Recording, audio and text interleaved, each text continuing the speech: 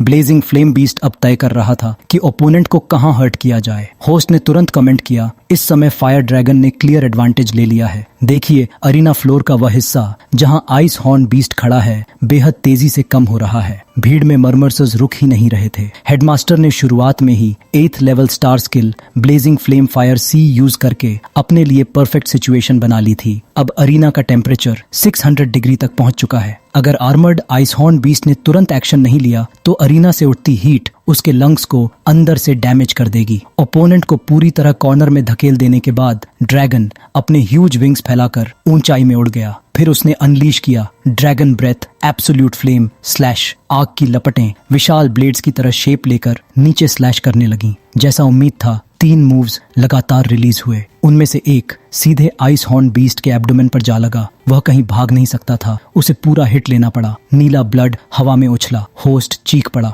यह अटैक बेहद फियर्स है। 9th level star skill dragon breath absolute flame slash ने आर्मर्ड आइस हॉर्न बीस्ट को डॉज करने का कोई मौका नहीं दिया। क्या यह मैच सिर्फ एक मूव में खत्म हो जाएगा? ऑडियंस को स्ट्रॉन्ग का वीक को ओवरवेल्म करना देखना पसंद था। उनकी क्लैपिंग गूंज उठी। वाह, हेडमास्टर द्वारा नर्चर्ड स्टार पेट सच में पावरफुल है। जितना पुराना उतना खतरनाक। हेडमास्टर एनर्जी शील्ड के अंदर शांत खड़े थे। वह अपनी ऊपर मुड़ी हुई मस्टाश सहला रहे थे और अपने चेहरे की मुस्कान छिपाने की कोशिश कर रहे थे। शायद अब समय आ गया है लिटिल जंग को बुलाकर दिखाया जाए। देखो, कितने लोग चाहते हैं लेकिन मौका नहीं पाते। टीचर ने तुम्हें चुना है, इस अपॉर्चुनिटी की वैल्यू समझो। जंग लिंगतोंग हल्के से ऑकवर्ड होकर बोली, मैच अभी खत्म नहीं हुआ टीचर। लेकिन यहाँ मौजूद ज्यादातर लोगों की तरह वह भी मान चुकी थी कि हेडमास्टर जीत चुके हैं। तभी हेडमास्टर के चेहरे का भाव बदला। उनकी पुरानी आंखें अचानक चौड़ी हो गईं। वह चौंक कर बोले,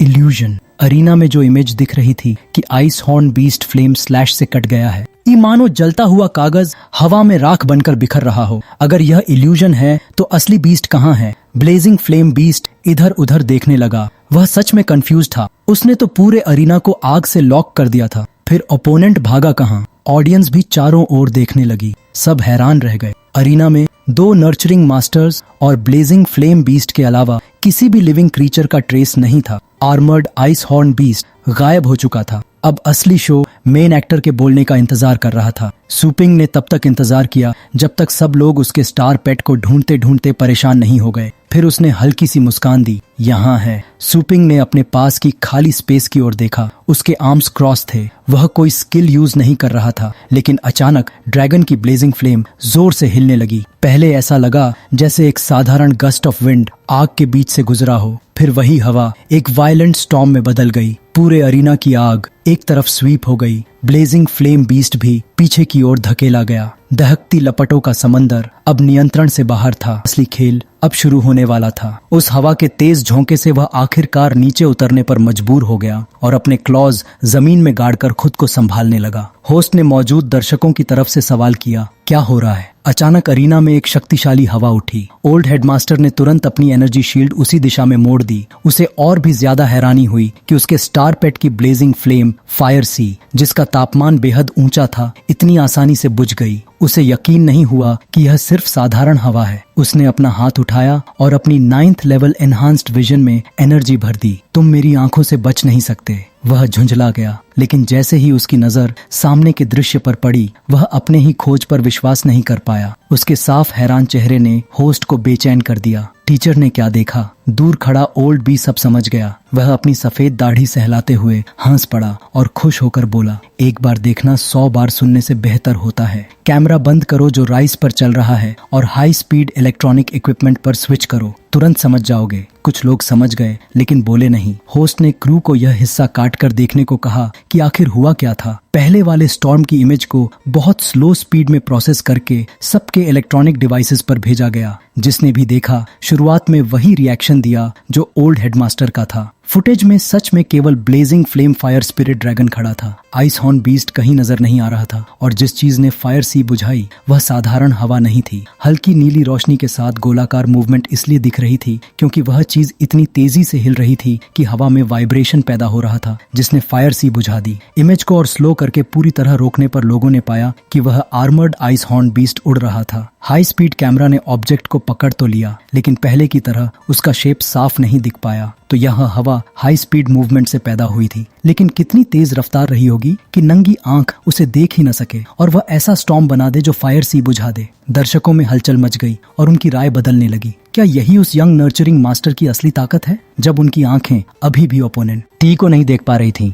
तभी अचानक ब्लेजिंग फ्लेम बीस्ट का एक हॉर्न अपने मालिक से अलग हो गया। स्टार पेट ने अपना बायां हॉर्न गिरता देखा तो दर्द से चीख उठा। हेडमास्टर पीछे मुड़ा, उसका चेहरा पीला पड़ चुका था। उसका blazing flame fire spirit dragon अब कोई एक्शन लेने में असमर्थ था। वह धीरे धीरे वह समझ गया कि एक हाई लेवल स्टार पेट भी इस मूवमेंट स्पीड को डिटेक्ट नहीं कर सकता, तो वह इसे रोक कैसे सकता था या काउंटर अटैक कैसे करता। लेकिन ये सब तो बस हल्की सी इंट्रोडक्शन थी। अब सूपिंग ने शांति से अपनी उंगलियां स्नैप की और एक शब्द छोड़ा, स्टॉप। उसने सामने वाले से पूछा, क्या अब भी कंटिन्यू करने की जरूरत है? उसी पल सबने साफ देखा। आर्मर्ड आइस हॉर्न बीस्ट पूरी तरह सामने आ चुका था और उसके शार्प क्लॉज ड्रैगन के गले की स्किन को छूने ही वाले थे। आइस एलिमेंट की ठंडी एनर्जी उसकी स्किन में घुस रही थी। वह कांप उठा, हिलने की हिम्मत भी नहीं हुई, बस हल्की सिसकारी निकालने लगा। बस एक मूव और गला कट जाता, ओपोनेंट को रेजिस्ट करने का मौका भी नहीं मिलता। ओल्ड हेडमास्टर का चेहरा अंधेरा पड़ गया और वह ऐसे जमीन पर गिर पड़ा जैसे बैटरी खत्म हो गई हो। सब खत्म हो गया, सब बेकार चला गया, कहा गया।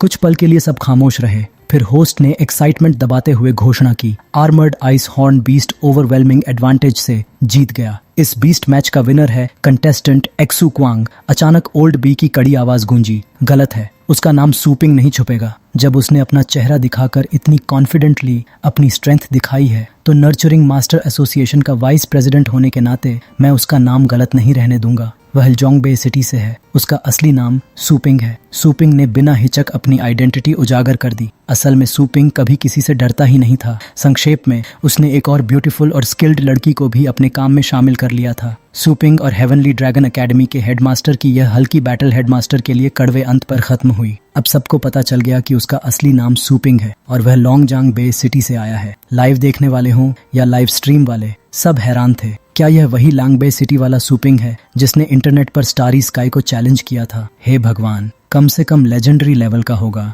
इतनी कम उम्र में इतना टैलेंट डरावना है। उसकी नर्चरिंग टेक्निक भी बेहद शानदार है। उसकी स्टोर के बारे में सुना है कि वह पेट्स को अच्छी तरह और बहुत जल्दी नर्चर करती है। लगता है ये अफवाह नहीं सच है, लेकिन वह सूपिंग को कॉम्बैट या नर्चरिंग किसी में नहीं हरा सकता। इस तरह जांग लिंगतोंग का टीचर बनने के लिए सबसे सही कैंडिडेट वही है। भीड़ में रेड हेड लड़का और उसका दोस्त भी थे जो जंग लिंगोंग का रूममेट था। दोस्त खुशी से बोला, वाह वो कितना ऑसम है, सच में इतना पावरफुल निकला। रेड हेड लड़का मुस्कुराया, मैंने कहा था ना, वह सिंपल नहीं है। जंग लिंगतोंग स्तब्ध खड़ा रहा, कुछ बोल नहीं पाया। उसे पता था सूपिंग हारेगा नहीं, लेकिन इतनी साफ और शानदार जीत की उम्मीद नहीं थी। मुझे उम्मीद नहीं थी बॉस, सूपिंग इतना ताकतवर होगा। काफी समय बाद सिस्टम अचानक सामने आया। यह कोई मिशन नहीं बल्कि रेप्यूटेशन रिवॉर्ड था। Progress 1100S। कंग्रेचुलेशंस होस्ट, आपने मिशन कंप्लीट कर लिया। रिवॉर्ड रिसीव करें, केओस स्पिरिट पूल का 50% डिस्काउंट कूपन। सूपिंग खुश होकर तुरंत रिसीव दबा देता है, लेकिन आसपास के लोगों को कुछ पता नहीं था। और जहां तक हेडमास्टर की बात है, उसकी 3 सोल्स और 7 स्पिरिट्स अभी अभी उसके शरीर में लौटे थे, जैसे उसने जिंदगी का सबसे बड़ा शॉक झेला हो। उसकी सोल मानो उड़ गई थी। अब रिकवर होने के बाद उसने बोलने के लिए मुंह खोला। वह सूपिंग के पास आया और बोला, मैं एक लेजेंड, लंबे समय से तुम्हारा नाम एडमायर करता आया हूँ। मैं सच में तुमसे हार गया, मैं कन्विंस्ड हूँ। क्या पूछ सकता हूँ तुमने अभी कौन सी नर्चरिंग टेक्निक इस्तेमाल की? तुमने इसे कहाँ सीखा? क्या मुझे थोड़ा सिखा सकते हो? हेडमास्टर की ईगरनेस देखकर होस्ट चमक कर मुस्कुराया। हेडमास्टर, आप बहुत फ्रैंक हो रहे हैं। यह एक सीक्रेट टेक्निक ऐसी है, कौन अपना सीक्रेट मेथड बताएगा? लेकिन हमारे आदमी की स्ट्रेट फॉरवर्ड पर्सनालिटी के कारण उसने सीधे बोल दिया, क्योंकि वह जानता था अगर बता भी दे तो कोई उसके जैसा कर नहीं पाएगा। अगर सीखना है तो अपने बीस्ट्स को उसकी स्टोर में नर्चर कराने लाओ, बस। उसने तुरंत कहा। उस मूव का नाम हेवनली द इम्प्रिंट है। यह बस एक्सीडेंटली समझ आया था, अभी तक इसका प्रिंसिपल पूरी तरह नहीं समझा। फिलहाल मैं इसे यूज कर सकता हूँ, लेकिन पास ऑन नहीं कर सकता। टीचर का मुंह खुला रह गया, लेकिन इसे पास ऑन न कर पाना